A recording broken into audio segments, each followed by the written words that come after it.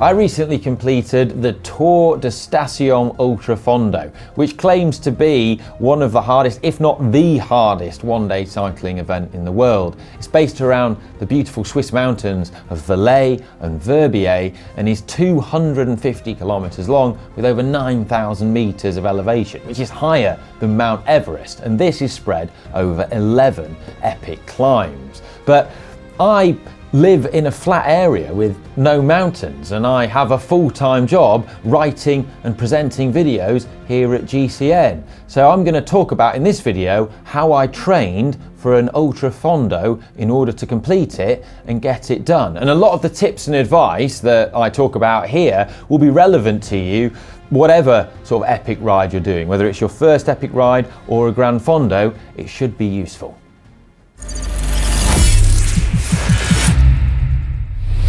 And if you want to actually see the event documented itself, there's a video over on the GCN main channel. And if you want to see the bikes and equipment that I used for the event, well, there's a video on that over on GCN Tech, so make sure you check those out. But signing up to a big event is a great way to hold yourself accountable and give you motivation to train and give you a deadline. And remember, nothing worth achieving is easy. But whatever your chosen event happens to be, when you've signed up for it, take a look at it and then break it down and analyze it and try and work out what the main physiological challenges and demands of that event are. And then once you've worked that out, you simply replicate those demands in your training in order to get better at them. Specificity of your training for your event is key. So for example, if you want to run a marathon, you don't go train like a 100-meter sprinter. And if you want to get better at 10-mile time trials, go and ride 10-mile time trials. So, sounds simple, doesn't it? But we take the Tour de Station, it features 11 epic climbs, and it's likely to take me around 11 to 12 hours. I can work this out by looking at past results and also looking at riders in those results who are similar to me in terms of their build and also the power that they can produce. It's also taking place in Switzerland in the summer, and I can look at weather records and see that it's going to be around 25 degrees on average, but it could rain. Well, this is an event that I wanted to do well at because, well, what can I say? I'm a conscientious dude. Anyway, these are all things that I took into account when I was preparing for it. But I know what you're saying. Specificity's all well and good, Ollie, but you live in a place where there's no mountains and you can't travel to ride up any mountains, so how do you train and prepare for mountains? Well, you can, it just takes a bit of thought. So the first thing I know from experience of riding ultra-long events, and we've documented quite a few of them on the channel over the years, that I'm not going to be riding at my threshold on the climbs. I'm going to be riding at a much lower intensity than that, kind of like upper zone 2, maybe verging into tempo, but nothing beyond that. And this is also clear when you look at the sort of Strava data of riders who've done similar events to this and this event in the past. You can look at what their average power is at the end of the event, and it'd be much lower than I think that you'd expect. So the main focus of my training was at that lower intensity because I needed to be efficient at that intensity, and that's what I was going to be doing in the event itself. The next thing to factor in is that in trying to replicate what it's like to ride on a long climb, riding on long climbs is relentless. You never get little rests. If you try and train for long climbs in sort of rolling or flat terrain, similar to where, I live in Bath in the southwest of England, it's very difficult because you often get these little micro rests when you go around a corner or when you go down a dip or when you have to stop for a junction. And that is nothing like riding up a mountain where for like an hour straight, you can be on the pedals the entire time. To replicate the demands of climbs and those long steady state efforts, I deliberately did key training sessions indoors. And the great thing about this now is there's just so many, virtual training apps such as Zwift and Rouvy where you can actually ride up virtual mountains to replicate it even better. And in the case of Rouvy, they actually do model some of the exact climbs that are used in the Tour de Station, which means you can sort of effectively recon them at the same time too. And if you want to take it a step further, something else you could do is get something like a Wahoo Kicker climb so that you can elevate the front of your bike and orientate it so that you're actually replicating that climbing position on the bike. Some people feel that you use your muscles in a slightly different way when you're sort of sat up on the bike with it angled. And in addition, riding indoors is also great because, well, if you live in the UK, it's definitely warmer than riding outside. And so that sort of extra heat indoors can also help you adapt to the warmer temperatures if your event, such as mine was, is in a warmer climate. If you don't have a Wahoo Kicker Climb, then fear not. There are some much more affordable options you can use, such as a pile of books. My favourite book is the Essential Road Bike Maintenance book, available from shop.global cycling network.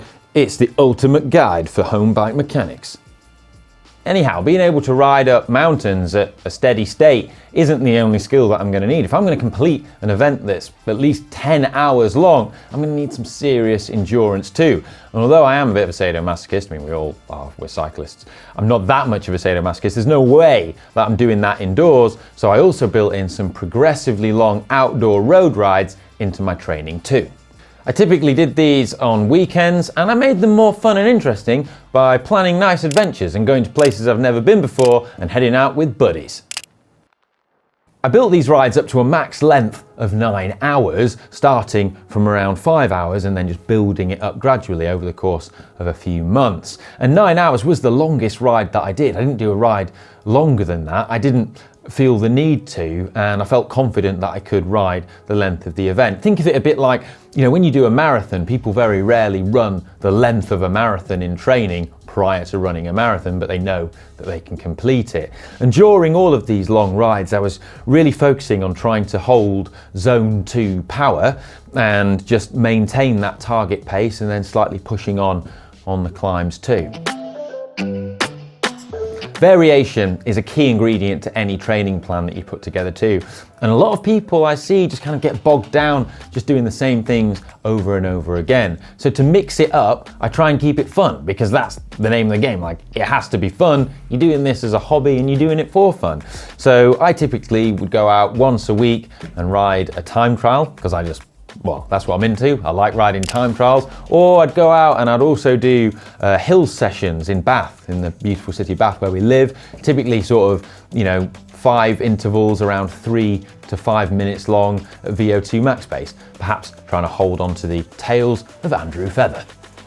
Riding at higher intensities is really good for raising your FTP. And the thinking is that if you improve that, it can sort of help drag up your performance and other lower power zones too, improving your fitness there. And it's just the thing, the best training plans feature lots of variety. And the other thing that I find works really well for me, because it can be individual, is lots of sweet spot efforts as well. So this is below your lactate threshold. And the idea behind sweet spot training is that it offers the greatest bang for your buck in terms of physiological adaptation it elicits, but also it doesn't create too much strain and stress on your body, meaning you can recover quicker from it. The way I like to do sweet spot is to just ride virtual climbs and do long extended intervals. Next is nutrition. And if you're doing an endurance event, nutrition is absolutely key. Now, if I was on a kind of just standard endurance ride and just having a bit of fun, then I'll eat whatever I like. Cakes, sandwiches, chippy teas, pizza, mixture of sweet and savory, whatever. But if I'm, doing a sort of serious one-day event where I'm trying to be as competitive as possible and do the best I can do, and it's a really killer event, like something like, the Tour de Station, then I try to stress my gut and my digestive system as little as possible. And I don't want to consume anything that's not gonna fuel me, which means I like to just go off sort of energy drink really, because things like, Enovit's energy drink is just great at sort of supplying you with that maximum 80 grams of carbs that you can get in per hour, so that you can just get the fuel you need and nothing else. Think of it as putting just high octane, pure performance petrol into your car engine versus vegetable oil or like whatever will burn.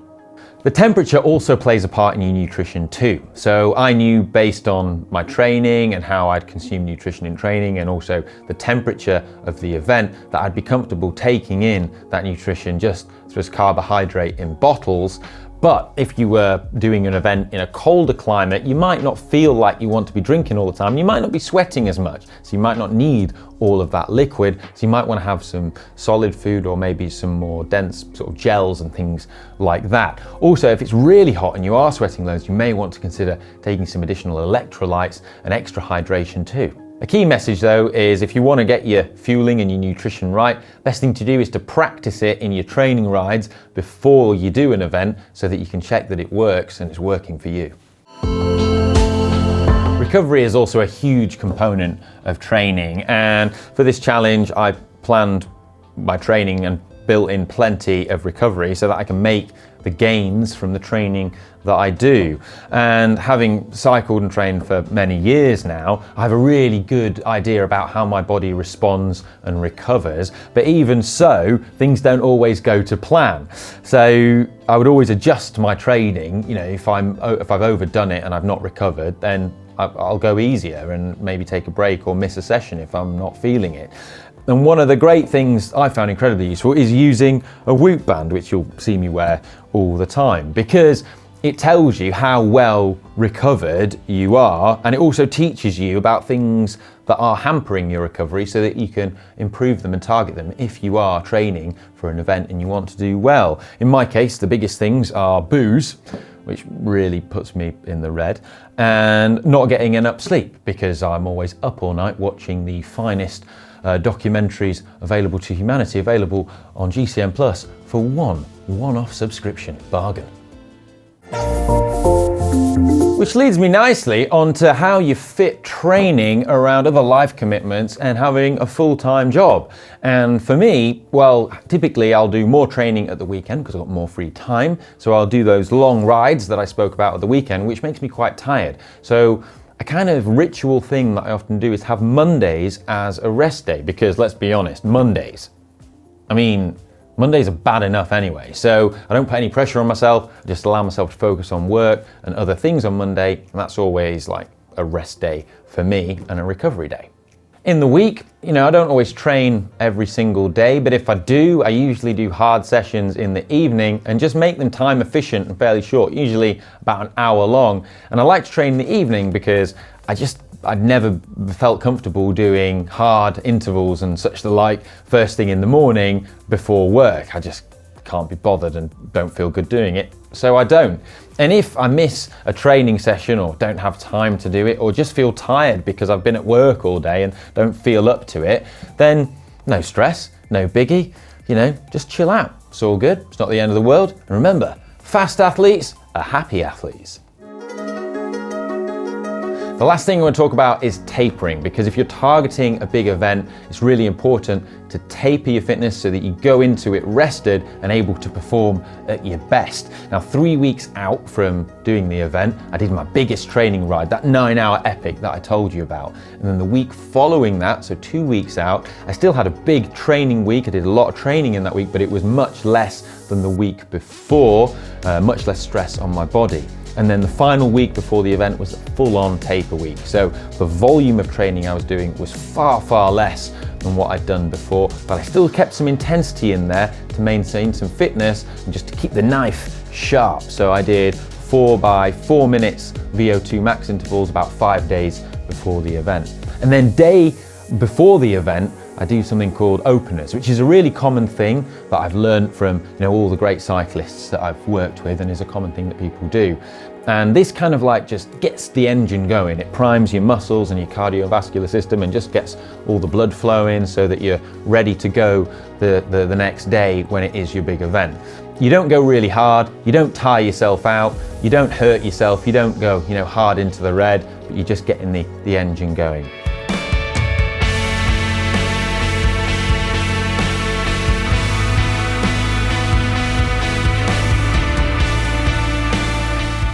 If you'd like us to create some training sessions based around things that I've done in preparation for this event, such as perhaps the openers session that I do before any sort of race or big event, then let us know in the comments section down below, as we could well do that. And make sure you subscribe to GCN Training so that you don't miss them.